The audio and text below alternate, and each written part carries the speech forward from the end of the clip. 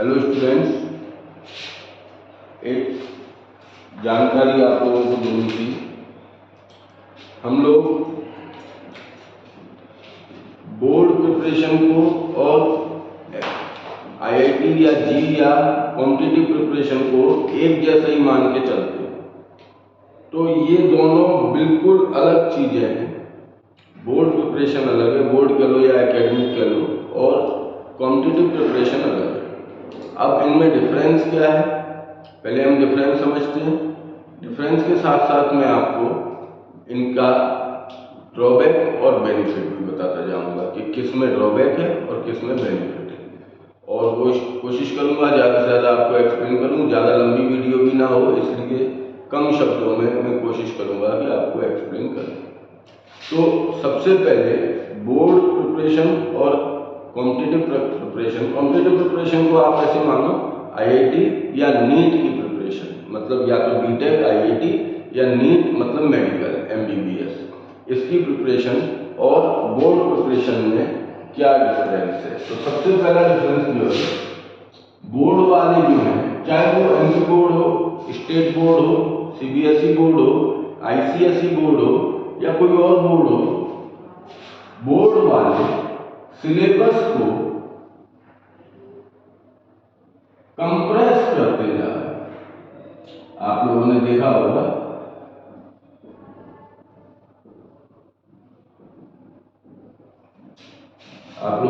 होगा कि अब ये नहीं आएगा, ये टॉपिक ही नहीं आएगा, टॉपिक नहीं हटाया तो टॉपिक में से कोई चीज ही हटा दी, कोई चैप्टर पूरा हटा दिया या चैप्टर में से कोई चीज हटा दी, मतलब ये नहीं आएगा। अब कंप्रेस करके तुमने वो चीज हटा तो दी, लेकिन आगे जब कैरियर में कोई कॉम्पिटिटिव एग्जाम दोगे तो उन्होंने कुछ भी नहीं हटाया है।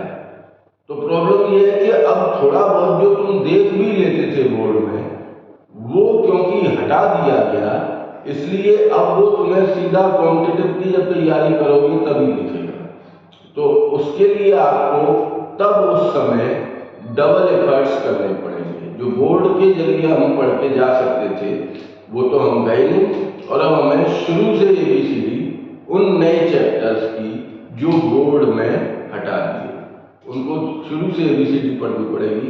तो ये एक बहुत बड़ी प्रॉब्लम है कि बोर्ड वाले तो हर सिलेबस को कंप्रेस करते जा रहे हैं, या तो ये होता है कि कंपटीशन वाले भी उसी हिसाब से कंप्रेस करते जाते, छोटा करते जाते, कुछ चीजें हटाते जाते, तो ठीक था। कंपटीशन वाले हटा नहीं रहे, वो वहीं के वहीं है, और बोर्ड वाले हटा रहे। तो इसलिए कि बोर्ड की प्रिपरेशन का हम फायदा कॉम्पिटिटिव में या कैरियर में नहीं ले पा रहे। तो एक ये मेजर ड्रॉबैक है कि बोर्ड और कंपटीशन में कि बोर्ड वाले सिलेबस को कंप्रेस करते जा रहे हैं। दूसरी जो बात है, जो डिफरेंस है, कि जो बोर्ड में क्वेश्चन रिपीट होते हैं।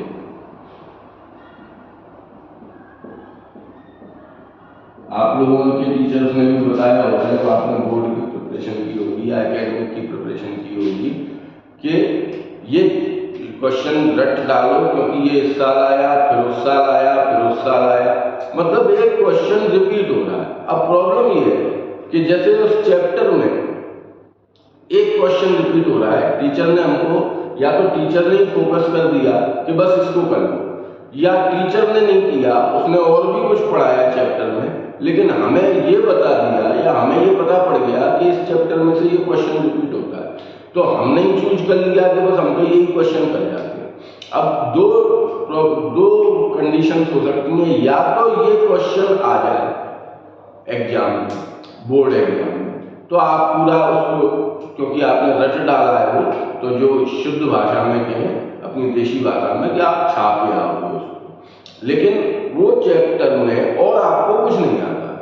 और अगर कहीं वो क्वेश्चन नहीं आया उस चैप्टर में से, कुछ और आ गया उस चैप्टर में से, तो वो तो आपके लिए बिल्कुल ही बाउंसर हो गया, क्योंकि आपने पूरा चैप्टर तो पढ़ा ही नहीं, केवल वो क्वेश्चन पढ़ा। अब इसका ड्रॉबैक ये रहा कि या तो आपको दूसरा क्वेश्चन आया तो वो नहीं कर पाए बोर्ड में, और चलो ये क्वेश्चन आ भी गया तो आपकी मेमोरी या आपकी इंटेलिजेंसी उस चैप्टर के बिहाफ पे केवल इस क्वेश्चन तक लिमिटेड होकर रहेगी, आपने कुछ और नहीं पढ़ा। जबकि जब कैरियर की बात आएगी, जब आप कॉम्पिटिटिव एग्जाम दोगे तो पूरे चैप्टर में से कुछ भी पूछा जा सकता है। तो ये एक प्रॉब्लम है जो बोर्ड के बच्चों के संग रहती है कि वो सिलेक्टेड क्वेश्चंस पे फोकस कर लेते हैं, पूरे चैप्टर को पढ़ने की कोशिश नहीं करते। तीसरा जो डिफरेंस है, जो लगभग इसी से रिलेटेड है, कि कोई भी चैप्टर या टॉपिक को बोर्ड में ऊपर ही पढ़ा दिया जाता है। ऊपर से मतलब है कि बस इनिशियल शुरुआत पढ़ा दी, उसी से रिलेटेड बोर्ड में क्वेश्चन आ गया, बच्चा क्वेश्चन कर आया। और मान लो एक मैं मैथ्स का फैकल्टी हूं, तो मान लो हमने क्वाड्रेटिक इक्वेशन, तो क्वाड्रेटिक इक्वेशन का शुरू का चैप्टर हमने पढ़ा दिया, उससे रिलेटेड क्वेश्चन कर आया बच्चे को ये लगा कि मुझे क्वाड्रेटिक इक्वेशन खूब अच्छी तरह आती है, जबकि एक्चुअली ये है कि आपने केवल ऊपर से पढ़ा बोर्ड में। कॉम्पिटिटिव में या जब आप अपना कैरियर डिसाइड करोगे तो जब एग्जाम दोगे तो उसमें बहुत वाइड होता है, डीप होता है। मतलब जैसे यही अपन ने एग्जाम्पल लें अगर कि क्वाड्रेटिक इक्वेशन, तो क्वाड्रेटिक इक्वेशन में बहुत डीप भी जा सकते हैं, उनको चाहिए साउंड नॉलेज, तो वो आपने बोर्ड में ली नहीं, केवल आपने बोर्ड पढ़ा, एकेडमिक ही पढ़ा, कंपटीशन पढ़ी नहीं, इसलिए आपको किसी भी चैप्टर की साउंड नॉलेज नहीं हो पाई, डीप नॉलेज नहीं हो पाई, बस ऊपर से आपको थोड़ा हर एक चैप्टर की नॉलेज हो पाई, क्योंकि आपको उतना ही पढ़ाया गया। चौथा डिफरेंस इसी से रिलेटेड है कि हमें टॉपिक में इंटरेस्ट पैदा नहीं होगा।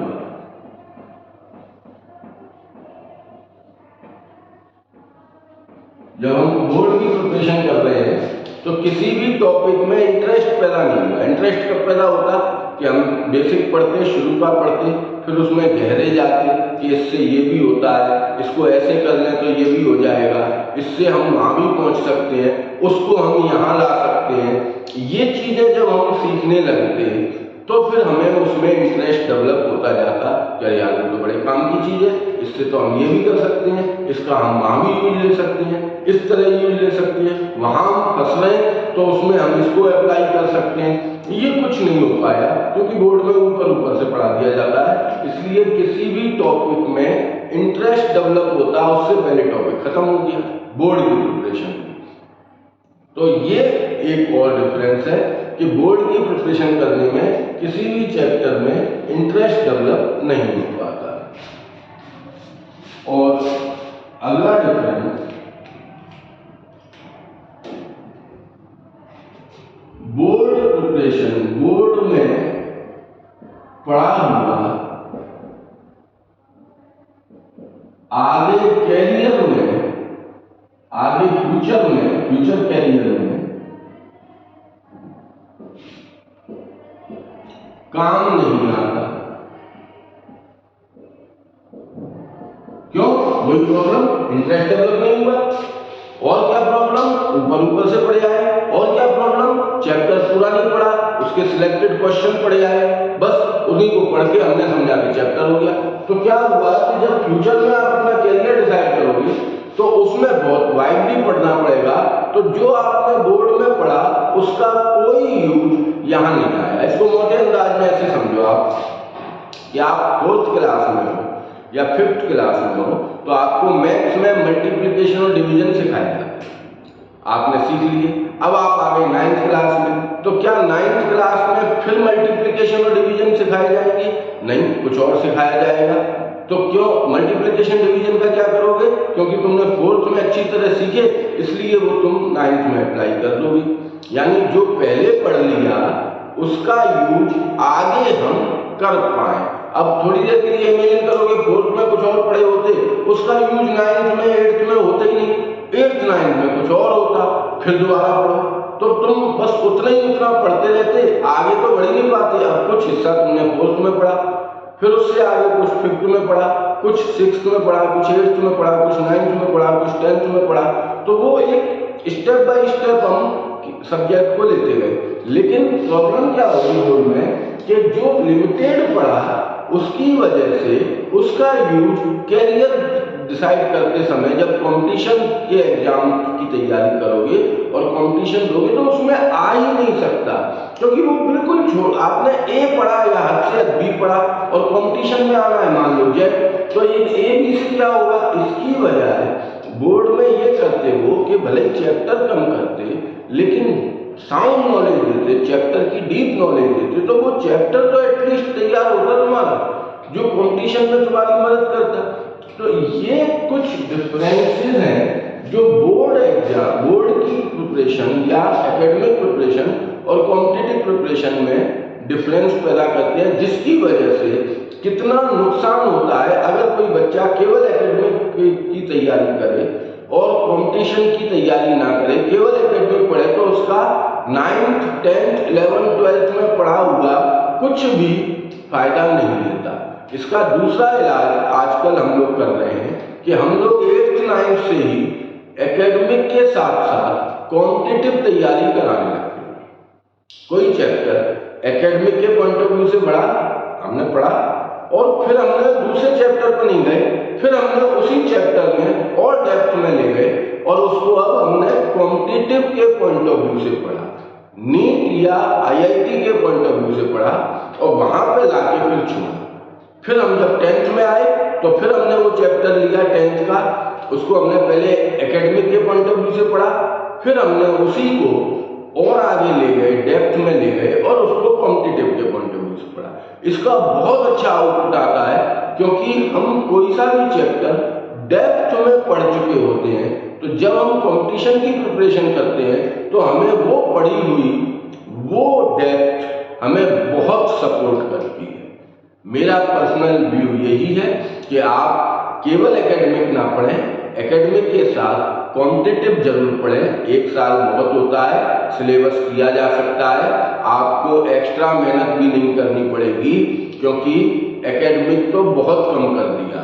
तो आप अगर एकेडमिक के साथ कॉम्पिटिटिव तैयारी करते हैं तो आपको एक्स्ट्रा मेहनत ना करके भी आप कॉम्पिटिटिव तैयारी कर सकते हैं, जिसका यूज आपको आगे कैरियर डिसाइड करते समय जब कॉम्पिटिटिव एग्जाम देंगे उसमें मिलेगा। मैं आपको यही समझाना चाह रहा था, हो सकता है मैं आपको समझा पाया। अगर आपको नहीं समझ में आया है तो इसी वीडियो को एक बार शुरू से फिर देखिए, पॉइंट वाइज देखिए, अपनी लाइफ में अप्लाई करके देखिए कि आपके संग पिछले सालों में क्या ऐसा हुआ है, तो शायद आपको फिर समझ में आ जाएगा। Thank you.